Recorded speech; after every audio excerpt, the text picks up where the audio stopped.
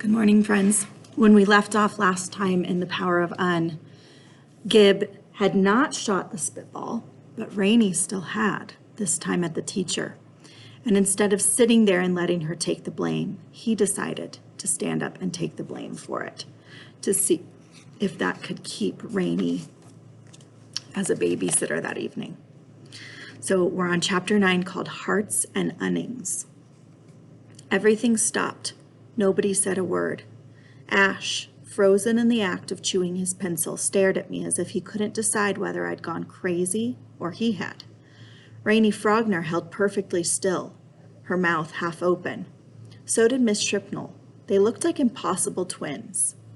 Outside, the school custodian, Mr. Beater, pruned shrubbery. He was whistling, "If I Only Had a Brain," and the classroom was so unnaturally quiet you could hear every note. Miss Shripnell blinked and looked at me, then at Rainey, then at me again. Pink crept up her neck toward her face as if she were slowly filling with strawberry Kool-Aid.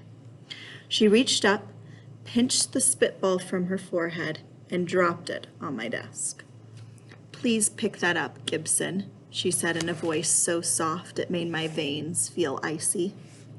I gulped and picked it up. It was cold, wet, and completely disgusting. And it was Rainey Frogner's spit, which made it even worse. Miss Shripnell grasped me firmly by the arm and pulled me to my feet. Not angrily exactly, just deliberately. She was surprisingly strong. I wished I could disappear under my desk.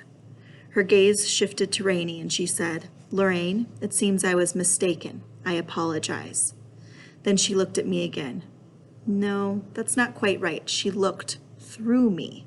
She glared at me. "I believe Gibson would like to apologize too." Her hand tightened around my arm.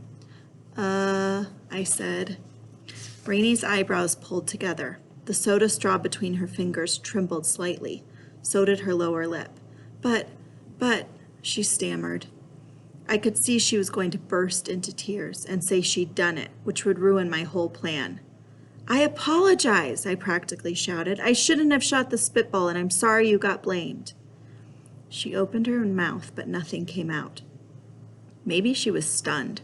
I mean, she must have thought I was suffering from mental illness. I thought, I really, really, really, really hope I'm doing this right, and I really, really, really hope it's going to be worth it. Miss Shripnell's grip relaxed slightly. "Because you've been truthful, Gibson, I won't send you to the principal's office this time. But if you ever shoot another spitball in this classroom, don't expect further forbearance.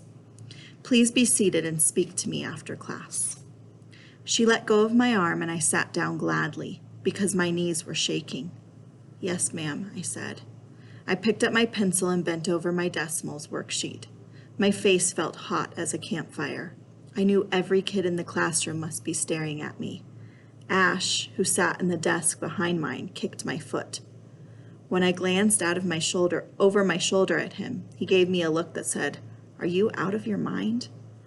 "I'll tell you later," I whispered, as I sat there trying to figure out the answer to 40.587364 divided by 1.73376181112. I realized that if I told him, I'd seem even crazier than I already did. This time I couldn't convince him by just giving him the answer and telling him to use it himself.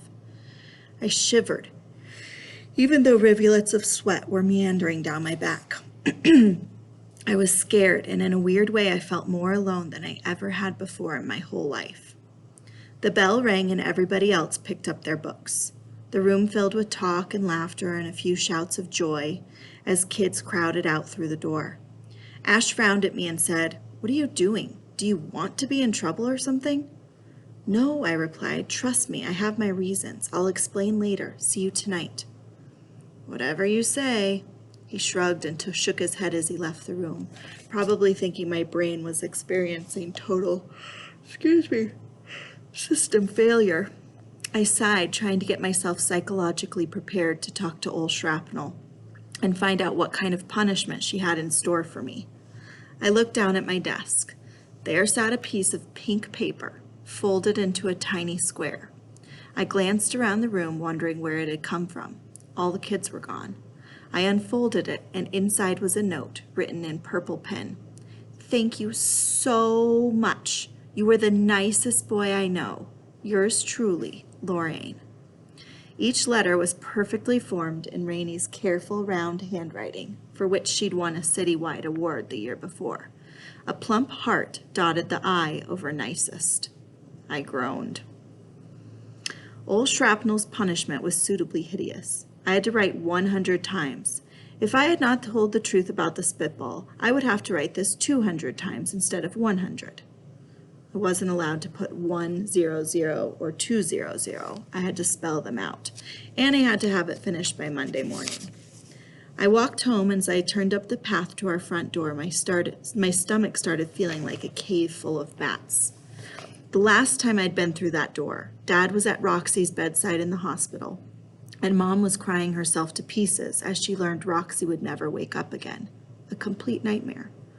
My brain knew that in the current version of reality, none of that had happened yet, but the rest of me wasn't so sure. I turned the knob and stuck my head into the entryway, my heart banging. "Hi," I called, trying to sound nonchalant. "I'm home." "Hi," Dad called from the kitchen, his voice happy and hearty. The smell of simmering beef stew hung in the air like a promise. Maybe everything really was all right again. I carefully set my backpack on the hall table, licked my lips, and said, "Where's Roxy?" I didn't realize I was holding my breath until she came speeding around the corner in her stocking feet. She slid over the polished floor like a batter going for home plate and ran right into me. "Gib, you're home," she cried.